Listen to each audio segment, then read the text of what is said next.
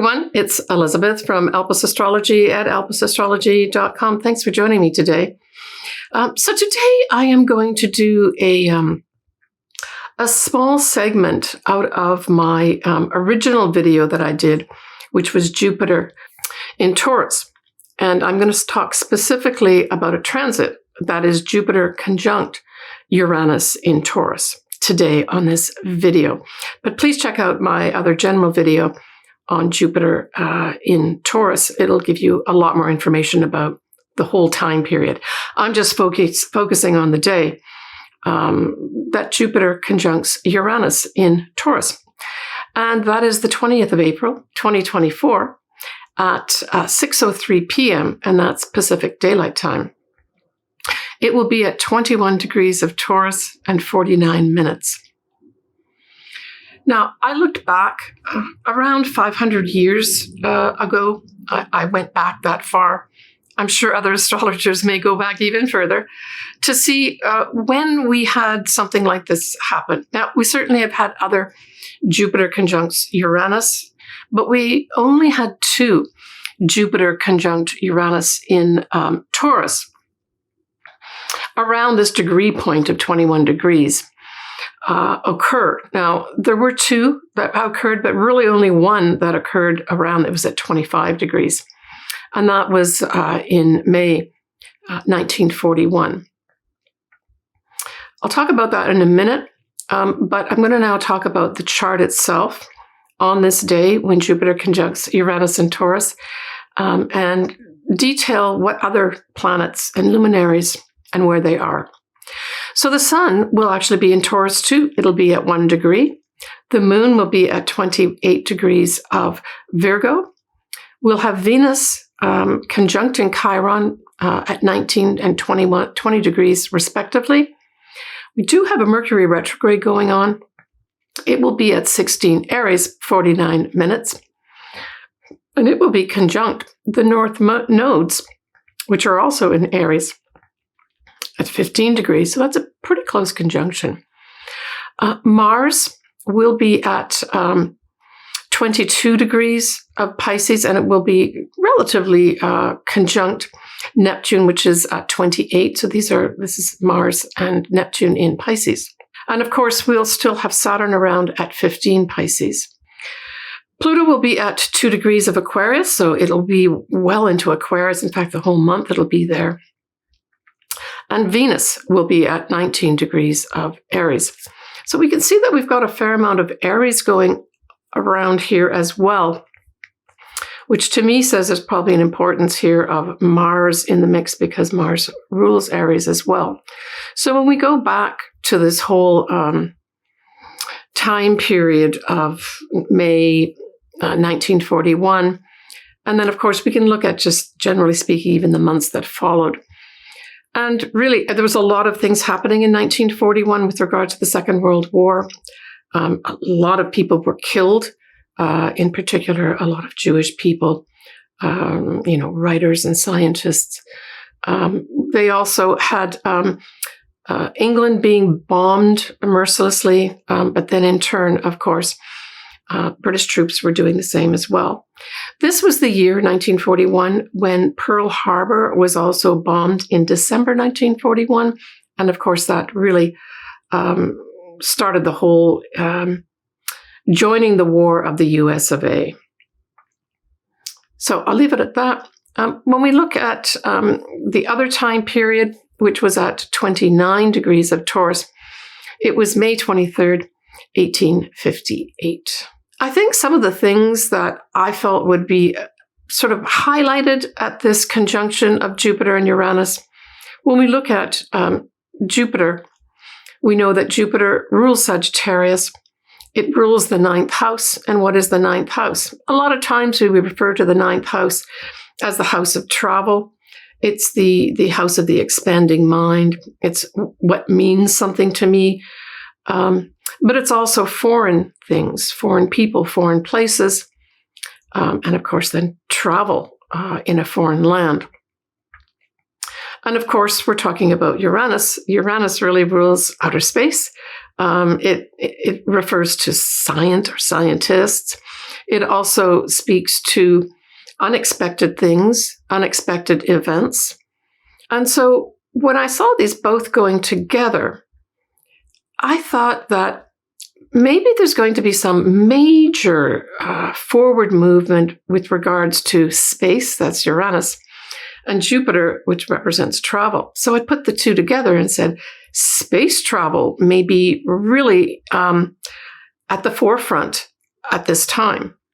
And of course, we're talking kind of April time period, but I would take it probably even on in a few months, so April and May of 2024.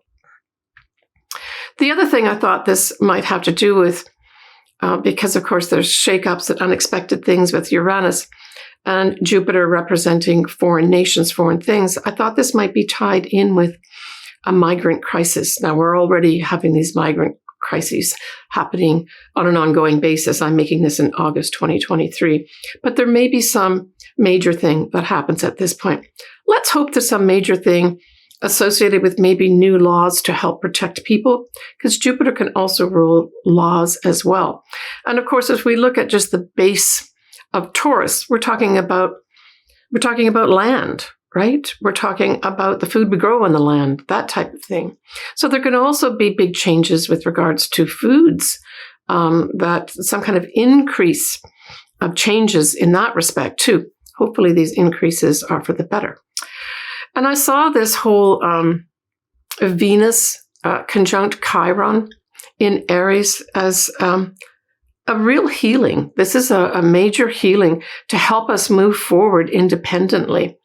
And I think this might be tied in with this whole migrant crisis that we've had going on, that there's maybe more benefits that can come in here to help heal some of these people that are having such difficult times in their own countries. But this whole Mercury retrograde, also in Aries, conjunct the North nodes, says to me that there needs to be reconsideration, that's a retrograde, right, with regards to our destiny path. And again, I think this is tied in with, actually, I think I'll broaden it even, certainly tied in with the migrant crises that we have going on, but also it could be tied in with any kind of association with travel itself. And laws could be thrown in here too, because of course, Jupiter rules laws as well, and higher education. So all these areas could be up for some kind of reconsideration and review. And the retrograde is going to cause that type of activity with regards to those areas of life. And then, of course, when Mercury will go forward again, there's going to be this rush of new paths opened up. We look at Aries. Aries is the very first sign of the zodiac. So this is actually independence and moving forward.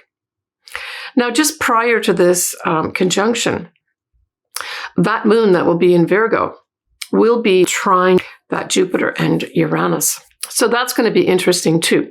That says to me that rules and regulations of some sort will be brought in, and then maybe on that day of the 20th of April, they're announced. And this is something that's coming from, people who make the rules, people who make the regulations.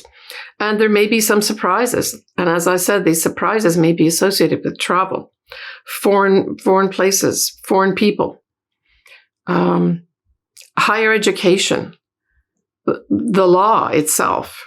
I think the thing that I really got struck by with this Jupiter conjunct Uranus was the fact that it really is going to have this energy of saying, I want to break free and really want to take maybe some risks.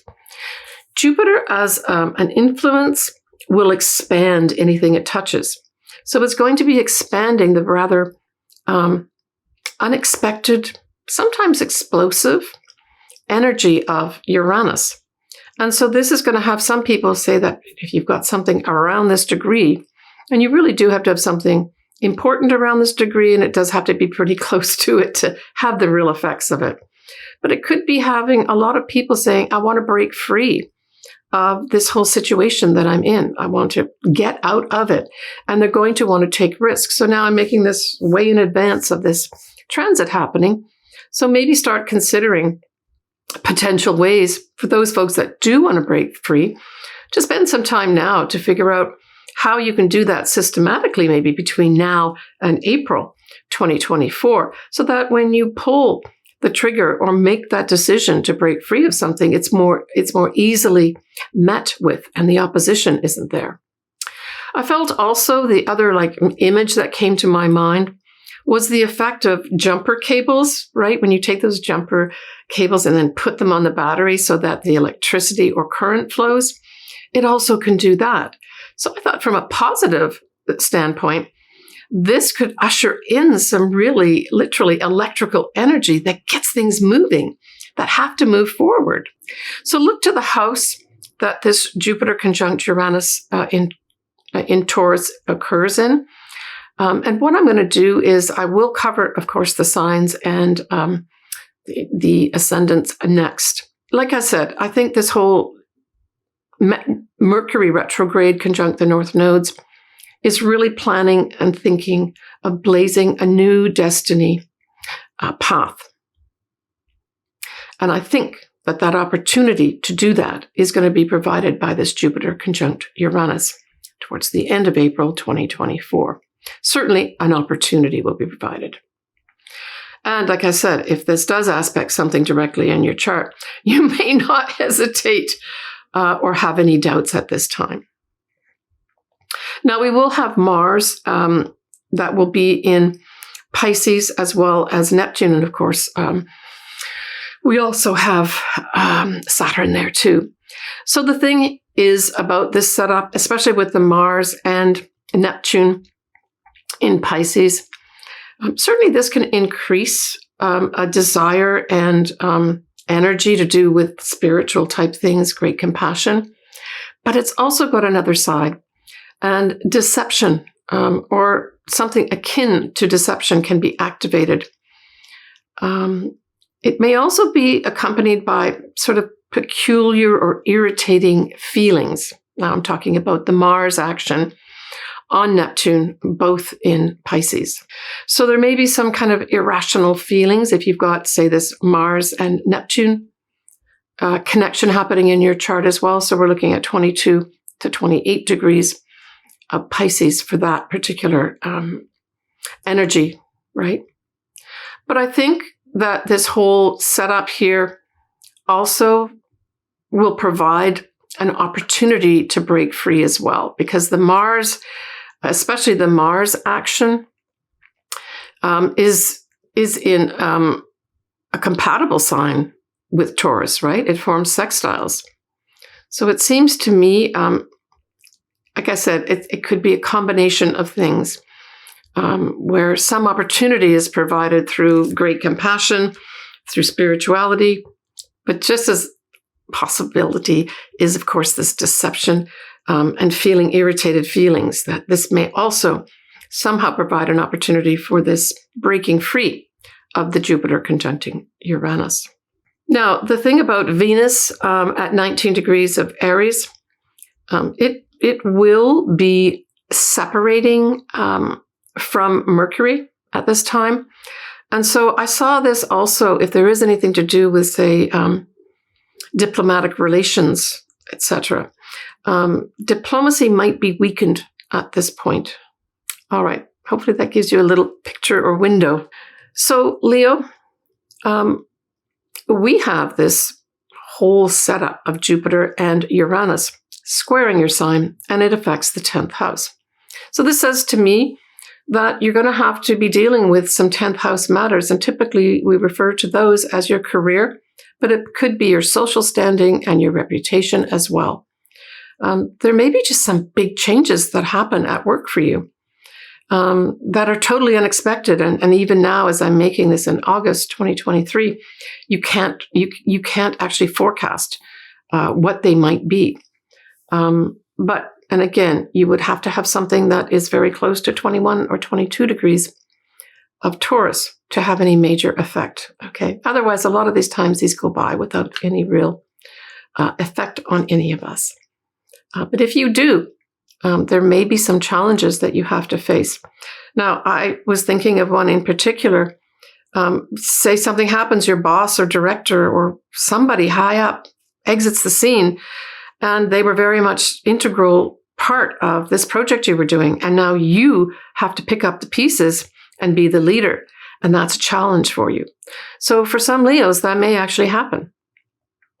When we look at that lovely North Node conjunct Mercury, even though it's retrograde in Aries, that's going to be trining your sign.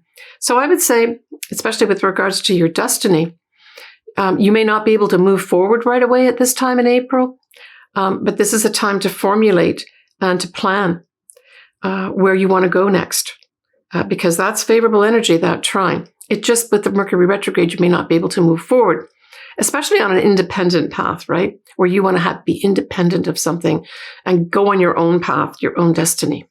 Have some patience there. When we look at the whole effect of Mars in Pisces as well as Neptune, it's going to be in your 8th house.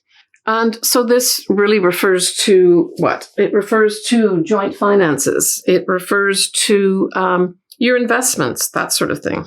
And your psychological self. Deep relationships, that sort of thing too. And so those types of things could be, so this I see with this whole Mars effect and Neptune. I would say that you could have some doubts here. The 8th house is also kind of a hidden house. It's where secrets are as well. But I'm thinking that perhaps you may have some doubts, is what I'm thinking, the effect of Mars and Neptune together in the 8th house. It's also possible that you could get some inspiration to decide you want to do some investing. I would just say do double checks. If you are in doubt about signing anything or about changing anything with regards to your investments, do due diligence. But you could have some inspiration here as well. It can go kind of either way with that whole effect of Mars and Neptune together, right?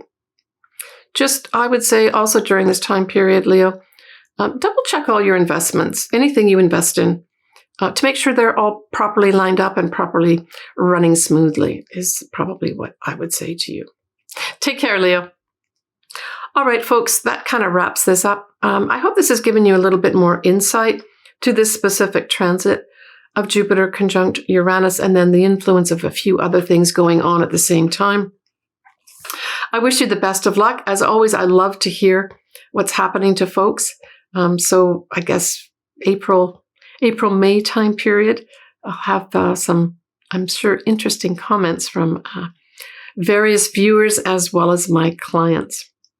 All right, folks, take care of yourself. I'm wishing you all the best with regards to, I hope, what I'm hoping is unexpected benefits, unexpected beneficial teachers or advisors coming in that will really give something that is a benefit and that is good for us, that is nice for us, and that's very sweet. All right. Take care of yourself, everybody. Bye for now.